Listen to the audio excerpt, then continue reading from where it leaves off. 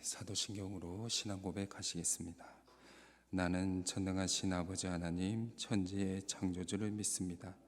나는 그의 유일하신 아들 우리 주 예수 그리스도를 믿습니다.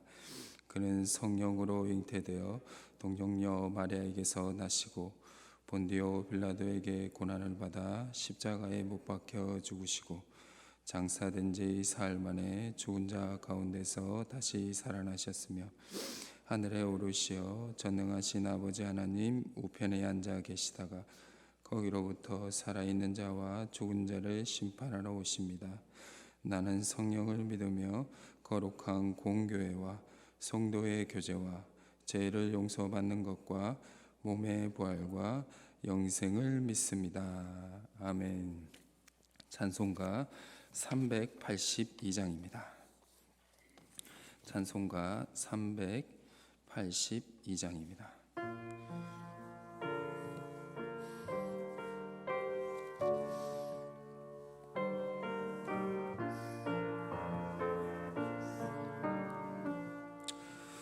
너 근심 걱정 말아라 주 너를 지키리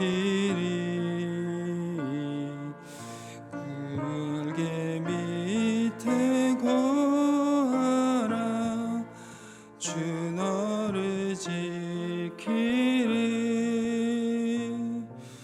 주 너를 지키리 아무 때나 어디서나 주 너를 지키리 늘 지켜주시리 어려워 낙심될 때에 주 너를 지키리 위험한 일을 당할 때 주 너를 지키리 주 너를 지키리 아무 때나 어디서나 주 너를 지키리 늘 지켜주시리 너 쓸 것 미리 아시고 주 너를 지키리 구하는 것을 주시며 주 너를 지키리 주 너를 지키리 아무 때나 어디서나 주 너를 지키리 늘 지켜주시리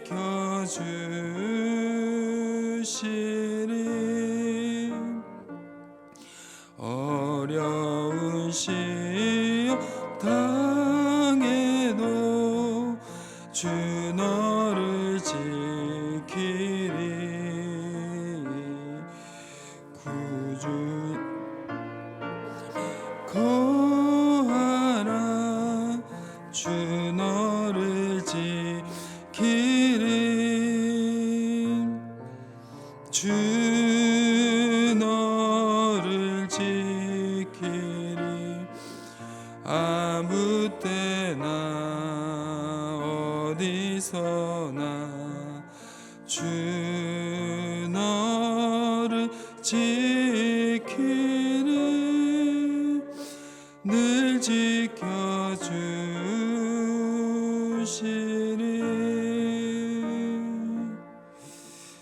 아멘.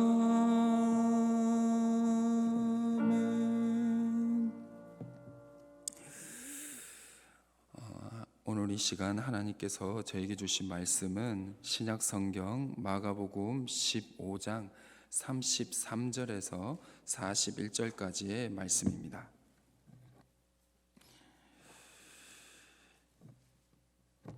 신약 성경 83면에 기록되어 있는 마가복음 15장 33절에서 41절까지의 말씀입니다.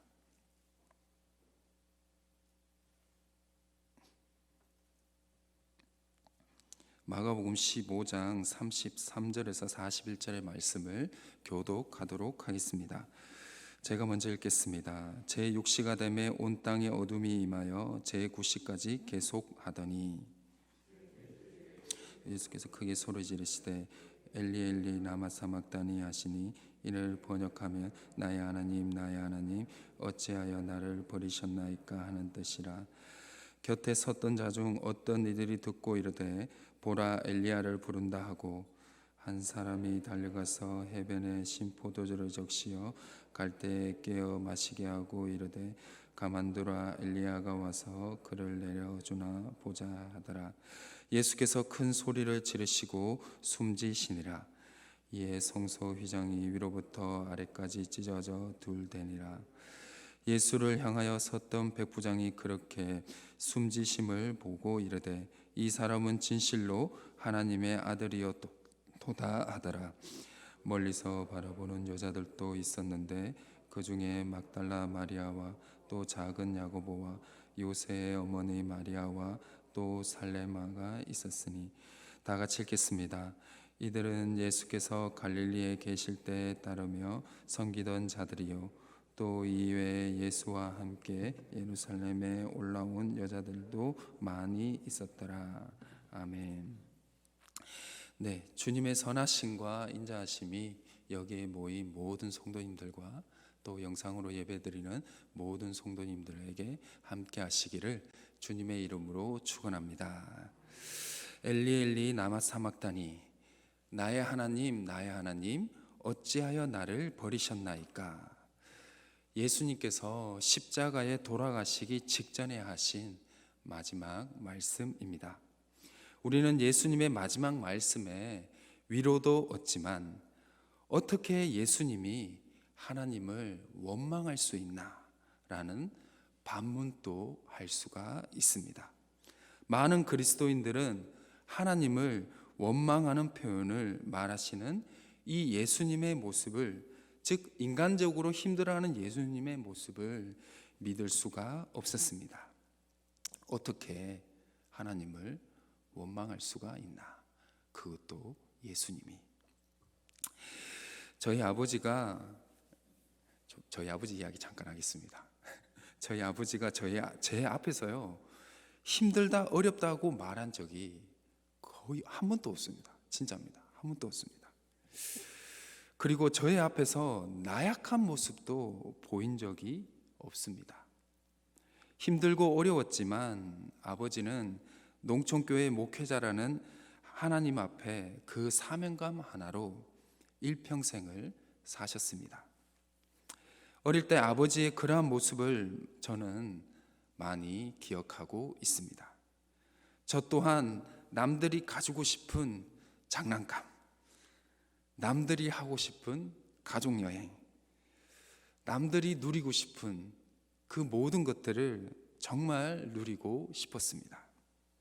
그러나 아버지는 항상 교회와 성도님들이 우선이었지 저와 가족들은 항상 2순위, 3순위, 4순위였습니다. 항상 강한 모습을 보여주셨던 아버지가 딱 2번 저희 앞에서 눈물을 보이신 적이 있는데요. 첫 번째는 아버지의 어머니이신 즉 할머니가 돌아가셨다는 전화를 받았을 때이고, 2번째는 제가 100일 휴가를 다녀와서 아버지 앞에서 당당하게 경례를 했을 때입니다. 저는 그것이 아버지의 나약한 모습이 아니라 오히려 목회 활동 때문에 어머니의 임종을 지키지 못하였기 때문에, 그리고 아들이 당당한 대한민국의 성인이 된 모습을 보며 자신의 인간적인 모습을 보여주신 것으로 이해를 하였습니다. 즉 아버지의 잠깐의 모습이 오히려 그 전에 늘 지키셨던 한 가장의 가장이시고, 또 남들의 보기에는 작은 목회일 수 있지만 하나님이 맡겨주신 사역이라고 하셔서 온전히 모든 삶을 하나님이 맡겨주신 일에 평생을 해오신 그 헌신된 아버지의 목회적인 모습이 더 크게 저에게는 감동으로 다가오게 되었습니다. 오늘 본문도 마찬가지입니다. 예수님이 이 땅에 오셔서 30살에 세례를 받으시고 공생애를 시작했을 때부터 십자가에 계신 예수님을 우리가 쭉 기억을 한다면, 또 묵상을 한다면, 오늘 예수님의 이 인간적인 마지막의 모습은 진짜 예수님의 인간적인 모습이 아닐 수가 있다라는 것, 오히려 혹 그게 인간적인 모습이라 하더라도 더 크게 감동으로 올 수가 있다라는 것입니다. 결국 이 신학자들은, 이 학자들은요, 예수님이 왜 십자가에 위해서 인간적인 말인 하나님 어찌 나를 버리셨나이까 라는 나약한 말씀을 하셨는지 그 이유를 발견하게 되었습니다. 네, 신학교 가면 이거를 아주 중요하게 가르쳐 줍니다. 네. 오늘 예수님이 하신 말씀은요, 시편, 구약에 있는 시편 22편 1절의 말씀과 똑같습니다. 시편 22편 1절의 말씀을 제가 봉독하겠습니다. 내 하나님이여, 내 하나님이여, 어찌하여 나를 버리셨나이까? 어찌 나를 멀리하여 돕지 아니하시오며 내 신음소리를 듣지 아니하시나이까? 아멘. 똑같죠? 똑같습니다. 내가 나이로 바뀐 것뿐입니다. 똑같습니다. 즉 예수님께서 죽기 직전에 이 시편 22편을 외우신 것입니다. 그런데 다 외우지 못하고 돌아가신 것이죠. 누구를 위해? 우리를 위해서입니다. 그래서 예수님이 마지막으로 외친 이 시편 22편이 어떠한 시편인지를, 어떠한 형식인지를 알면 이 시편 22편이 예수님께서 십자가에 위해 그 수많은 우리 구약의 성경 있지 않습니까? 말씀 중에 왜 하필 이 말씀을 했냐는 것이죠. 왜 이 말씀을 마지막으로 하신 그 이유를 조금이나마 알 수가 있게 된다는 것입니다.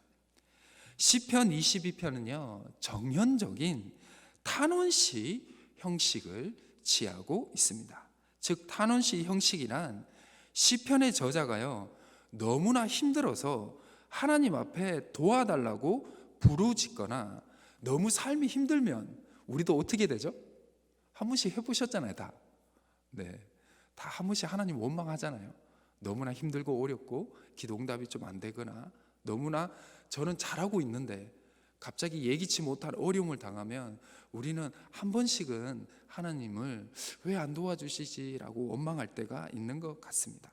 그래서 이 시편의 저자가 너무 힘들어서 하나님을, 어려우면 하나님 왜 도와주지 않으세요? 원망까지 섞인 말도 하기도 한다라는 것입니다. 그래서 이 탄원시의 시작은 하나님 도와주세요. 가끔은 너무 시편의 저자가 어려우면 어떻게 한다고요? 하나님께 원망 섞인 말부터 시작을 한다는 것입니다. 근데 시작이 있으면 뭐가 있죠?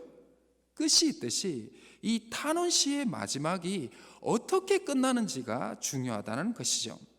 탄원시의 시작은 도와주세요, 너무 힘드니까, 아니면 너무 힘들어서 하나님께 원망으로 시작하지만 마지막이 어떻게 끝나느냐면요, 마지막은 하나님이 도와주실 줄 믿습니다.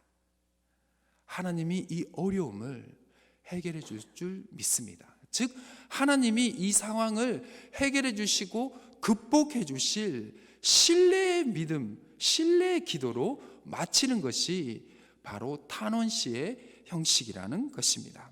이 시편 22편은 조금 두 가지 형식이 좀 이렇게 있어서 이렇게 설명하려면 어려운데요. 그래서 이 시편 22편 19절에서 21절을 제가 한번 봉독하겠습니다. 그러니까 1절부터 이제 21절까지가 어느 정도 1단락이 마무리인데요. 이 마무리가 어떻게 끝나는지 한번 들어보십시오. 처음에는 내 하나님 어찌하여 나를 버리셨습니까? 라고 원망으로 가잖아요. 근데 이 마지막에 어떻게 하는지 시편 22편 19절에서 21절 말씀을 제가 봉독하겠습니다. 여호와여 멀리하지 마옵소서. 나의 힘이시여 속히 나를 도우소서. 내 생명을 칼에서 건지시며 내 유일한 것을 개의 세력에서 구하소서. 나를 사자의 입에서 구하소서. 주께서 내게 응답하시고 들소의 불에서 구원하셨나이다. 아멘. 어떻게 끝나죠? 원망이 아니죠. 신뢰의 기도로 마치게 된다라는 것입니다. 사랑하는 희성교회 성도님 여러분, 예수님께서는 십자가 앞에 하나님을 원망하신 것이 아니라 어렵고 힘든 죽음의 상황 가운데서도 우리를 건지시고 살리시는 하나님을 전적으로 신뢰의 말씀을 하신 것입니다.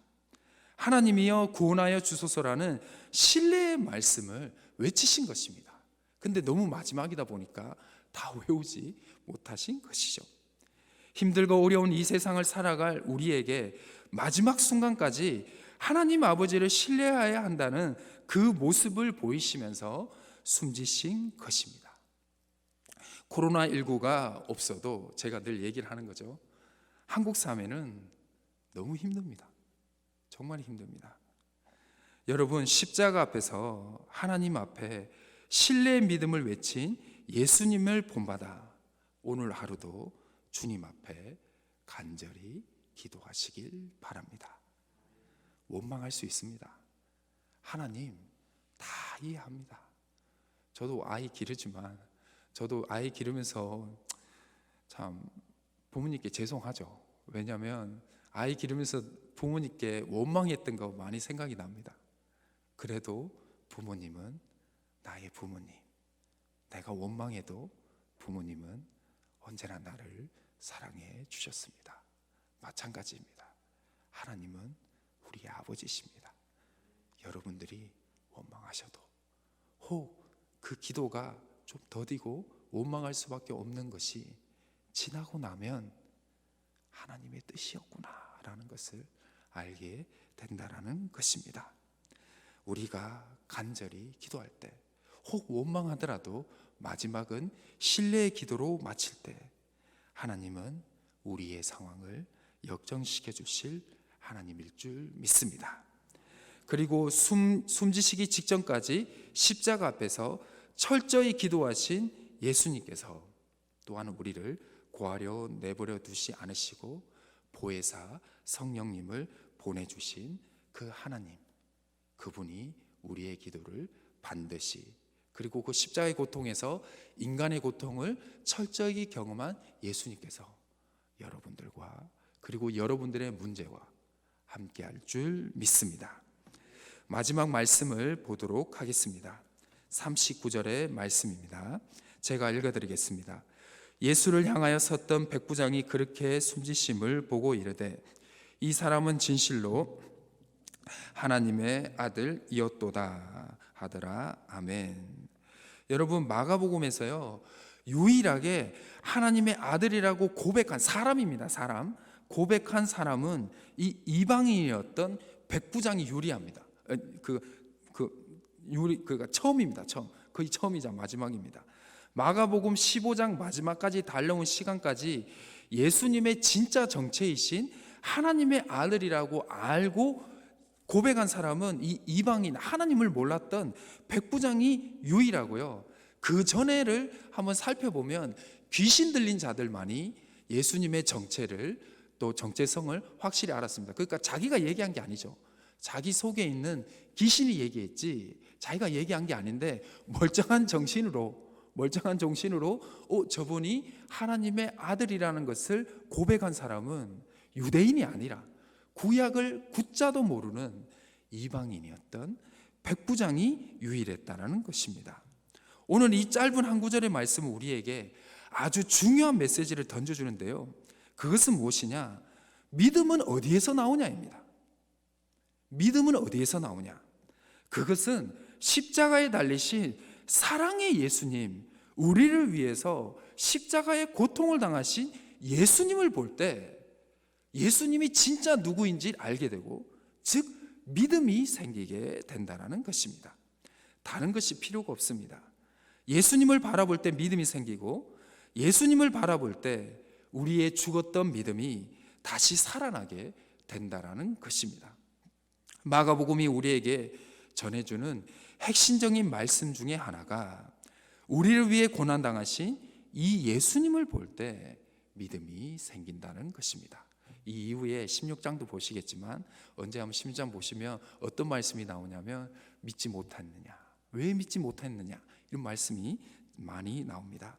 즉 우리가 너무나 싫다고 하고 미워해도 끝까지 자신을 미워하고 자신을 죽이기까지 한 인간들을 용서하시고 마지막 숨을 거두는 그 순간까지 사랑을 보이신 그 십자가에 달리신 예수님을 볼 때 우리의 믿음이, 없던 믿음이 창조가 되고 죽었던 믿음이 다시 살아나게 된다는 것입니다.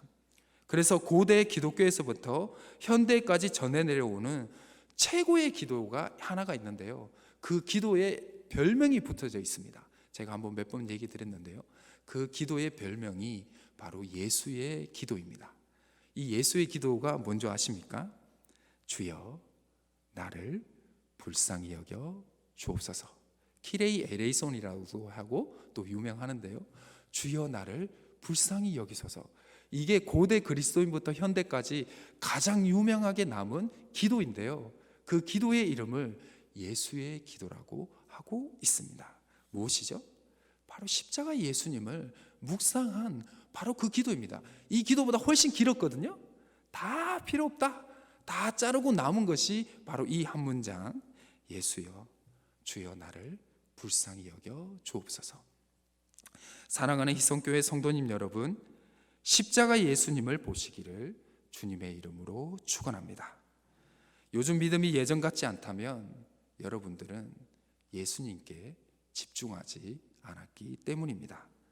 다시 예수님을 보시고 나의 모든 모습을 사랑하시고 용서해 주시고 이해해 주시는 예수님을 통해서 다시 성령 하나님이 주시는 불같은 믿음을 다시 받으시는 하루와 한 주가 되시기를 주님의 이름으로 축원합니다. 아멘. 기도하시겠습니다. 내가 아버지께 구하겠으니 그가 또 다른 보혜사를 너희에게 주사 영원토록 너희와 함께 있게 하리니. 아멘. 신실하신 사랑의 하나님 아버지, 또 하루를 우리에게 값없이 허락하시고 아버지 앞에 엎드려 아버지의 말씀을 묵상하며 마음을 다해 기도할 수 있는 이 새벽의 시간과 공간을 허락해 주심에 감사를 드립니다. 우리에게 온전한 모든 사랑을 쏟으신 주님의 그 십자가의 사랑 앞에 오늘 또 나아갑니다. 우리의 연약한 모습 그대로, 있는 모습 그대로 나아갑니다. 주님의 보혈로 덮어주시고 주가 보이신 그 생명의 길로 우리를 인도하시며 우리의 걸음을 내딛게 하여 주옵소서. 주님의 마지막 물과 피를 모두 쏟으시면서 숨을 거두시고 그 순간까지 우리에게 하나님 아버지에 대한 믿음과 사랑을 보여주신 그 사랑 앞에 우리가 깊은 묵상으로 주님의 마음을 알아갑니다. 우리에게 행하신 그 사랑 안에 살아가게 하시며 그 사랑을 잊지 않게 하여 주시고 보혈 아래 우리의 삶을 있게 하여 주옵소서. 아버지 하나님, 우리의 삶과 생명을 위협하는 코로나 바이러스로 인해 이 어려운 시기 가운데 있는 가정과 교회와 나라와 세계를 불쌍히 여겨 주옵소서. 주의 백성들의 기도를 들어주시며 더 이상 이상변이 바이러스가 발생하지 않고 모든 바이러스들이 소멸될 수 있도록 인도하여 주옵소서. 슬픔을 거두어 주시고 위로하시고 고치시며 주님의 크신 팔로 다스려 주옵소서. 아픔과 어려움 가운데 놓인 이들과 각 가정을 기억하여 주시고 회복해 하시며 무거운 책임 가운데 애쓰며 일하는 의료진들과 공무원들에게 지혜와 건강을 허락하여 주시옵소서.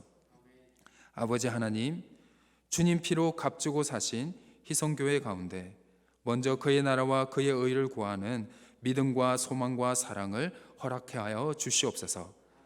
아버지의 마음을 잘 알아 이 시대의 시대적 사명을 감당하기에 부족함이 없는 은혜 가득한 교회가 될 수 있도록 주께서 찾으시고 사용하는 교회로 만들어 주옵소서.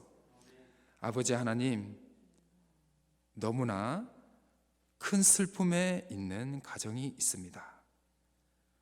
어머니 평생을 가정과 선교사로 더욱 주님의 하나님의 복음을 위해 헌신한 우리 선교사님을 하늘나라로 먼저 보낸 그 가정, 우리 김누리 전도사님의 가정을 주님께서 위로하여 주시옵소서.